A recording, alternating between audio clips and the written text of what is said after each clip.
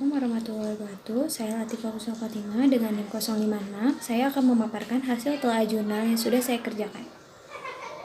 Saya akan menjelaskan tentang telaah jurnal dengan judul Pengaruh Pendidikan Kesehatan terhadap Pengetahuan, Sikap, dan Praktik Pencegahan DBD pada anak usia sekolah. Yang selanjutnya adalah latar belakang. Nah, di sini DBD itu sudah menjadi permasalahan kesehatan masyarakat di dunia, di mana bisa menyerang semua golongan anak. DBD adalah penyakit demam akut yang dapat menyebabkan kematian dan disebabkan oleh virus dengue. Virus dengue ini ditularkan melalui manusia ke manusia lainnya dan ditandai dengan demam tinggi selama 3-7 hari. WHO pada 2008 menyebutkan bahwa 60 negara di daerah tropis dan subtropis terjangkit penyakit DBD dan Indonesia menempati urutan kedua. DBD dapat menyerang anak sekolah karena berbagai faktor sanitasi lingkungan yang buruk sehingga menyebabkan perindukan nyamuk demam berdarah. Upaya yang dilakukan untuk mencegah terjadi DBD ialah dengan pendidikan kesehatan. Perawat berperan penting untuk meningkatkan kesadaran anak. Penkes ini berbasis sekolah sarana yang baik untuk meningkatkan pengetahuan dan kesadaran anak. Timbullah pertanyaan ilmiah dengan apakah ada pengaruh pendidikan kesehatan terhadap pengetahuan, sikap, dan praktik pencegahan penyakit demam berdarah pada anak sekolah. Dengan population anak sekolah, intervensinya pendidikan kesehatan, dan outcome-nya pengetahuan, sikap, dan praktik anak sekolah. Dan selanjutnya ada strategi pencarian dan pemilihan literatur.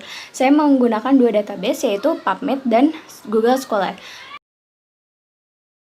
Untuk PubMed saya menggunakan database pencarian artikel dengan kata kunci dengue, hemorrhagic fever, dengue, stroke syndrome, or dengue fever, or knowledge, or attitude, or practice, or school children, or school age children.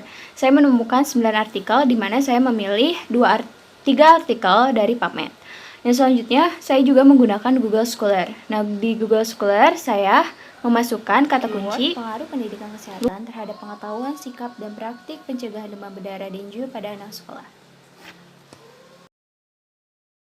Untuk jurnal yang pertama yaitu penulisnya Usman et al. 2018 dengan lokasi penelitian Jeddah, Arab Saudi dengan jumlah sampel 593, kualitas penelitian medium, karakter sampel siswa kelas 10-12 sekolah negeri dan swasta, intervensinya pendidikan kesehatan berupa ceramah, media, flip chart. Dengan desain penilaian non-randomized, hasilnya terdapat perbedaan yang signifikan sebelum pendidikan kesehatan dilakukan, yaitu dengan p-value 0,017, yaitu kurang dari 0,05, dan sekolah negeri memiliki skor yang lebih tinggi dibandingkan dengan sekolah swasta. Setelah diberikan pendidikan kesehatan, sekolah swasta memiliki skor yang lebih tinggi daripada sekolah negeri. Yang selanjutnya adalah jurnal yang kedua dengan author Randika et al. 2019. Lokasi penelitiannya itu di Kabupaten Gampaha, Provinsi Sri Lanka Barat. Jumlah sampelnya 2194 dan kualitas penelitian ini adalah medium. Karakter sampel siswa sekolah menengah usia 13-15 tahun. Intervensinya yaitu pendidikan kesehatan berupa ceramah dan pemberian media dengan PowerPoint. Nah, untuk desain penelitiannya yaitu analitik cohort. Hasilnya pendidikan kesehatan itu menghasilkan dampak yang signifikan dalam meningkatkan tingkat kesadaran. Selanjutnya adalah jurnal yang ketiga, yaitu autornya Abi Rami and Zuhara 2020, lokasi penelitian Kelantan, Malaysia, jumlah sampelnya 203 orang, kualitas penelitiannya high, karakter sampel anak sekolah menengah usia 13-17 tahun, intervensinya berupa pendidikan kesehatan dengan ceramah, media, buklet. Dan untuk desain penelitiannya yaitu cross-sectional. Hasil dalam penelitian ini, pengetahuan anak di daerah tidak banjir lebih baik dibandingkan dengan anak di daerah yang banjir dengan p-value kurang dari 0,05, sedangkan untuk praktik dan sikap p-value-nya itu lebih dari 0,05 di kedua area. Program kesehatan secara signifikan meningkatkan pengetahuan dan praktik di daerah banjir. Yang keempat, di mana autornya itu Sriwiyati et al. 2020 dengan lokasi penelitian SDN Gentan 1 Surakarta, Jawa Tengah dengan jumlah sampel 46 siswa, kualitas penelitian medium, dan karakter sampel siswa kelas 4 usia 9-10 tahun. Intervensi yang diberikan yaitu penyuluhan berupa media, video, awas ada nyamuk, dan desain penelitiannya yaitu kuasi eksperimen pengetahuan responden sudah pemberian pendidikan kesehatan menggunakan media audiovisual yaitu lebih besar daripada sebelum pemberian pendidikan kesehatan. Kemudian, terdapat pengaruh pendidikan kesehatan tentang DHF menggunakan metode audiovisual terhadap tingkat pengetahuan anak. selanjutnya yaitu jurnal yang kelima dengan autor Andriani 2020, lokasi penelitian SD Taman Sukarya 1 dan 2 Kota Tangerang, dengan jumlah sampel 46 siswa, kualitas penilaian medium, karakter sampel siswa kelas 2 SD Taman Sukarya 1 dan 2, intervensi yaitu penyuluhan berupa media video, penyebab DBD. Nah, untuk desain penelitiannya yaitu kuasi eksperimental pre-post with control group. Hasilnya yaitu hasil penelitian dengan nilai p-value 0,025, berarti kurang dari 0,05, yang menunjukkan adanya pengaruh pendidikan kesehatan dengan media audiovisual terhadap pengetahuan anak usia sekolah tentang penyakit demam berdarah. Yaitu ada pembahasan. Nah, di jurnal yang pertama itu dia mempunyai kelebihan karena instrumennya sudah teruji reliabilitas dan validitasnya. Kemudian juga peneliti menggunakan informasi sebelum melakukan intervensi. Nah, kekurangannya itu karena jumlah sampel yang banyak sehingga peneliti mengalami kesulitan untuk mendapatkan dari data siswa yang sama setelah dilakukan pendidikan kesehatan.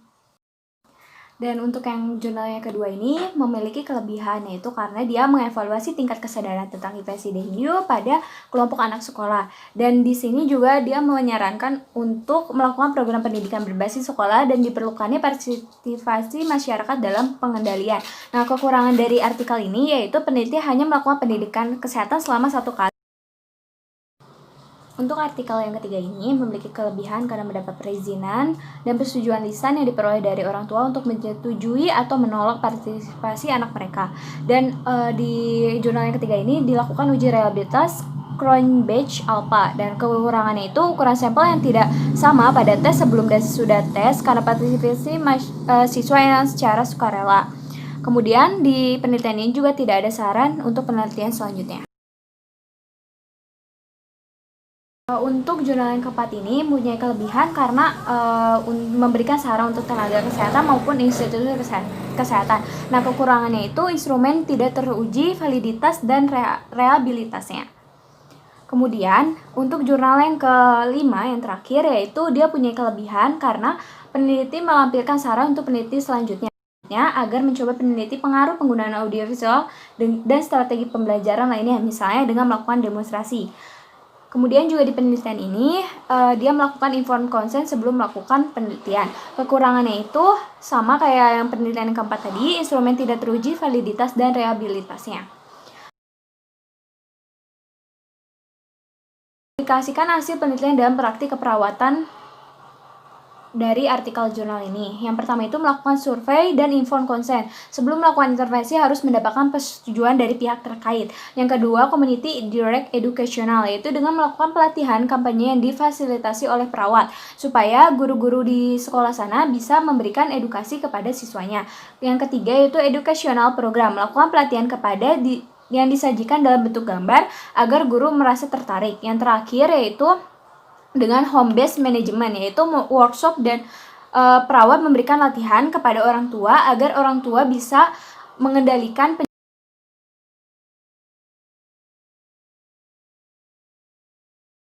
Yang terakhir ini ada kesimpulan dari kelima jurnal yang sudah saya telaah, yaitu pendidikan kesehatan ini berpengaruh untuk membantu dalam peningkatan pengetahuan, sikap, dan praktik pada anak sekolah. Nah, pelaksanaan intervensi ini sebaiknya dilakukan setelah mendapatkan persetujuan ataupun informed consent, dan pelaksanaan intervensi ini diberikan oleh perawat yang sudah terlatih ataupun guru-guru yang sudah mendapatkan pelatihan.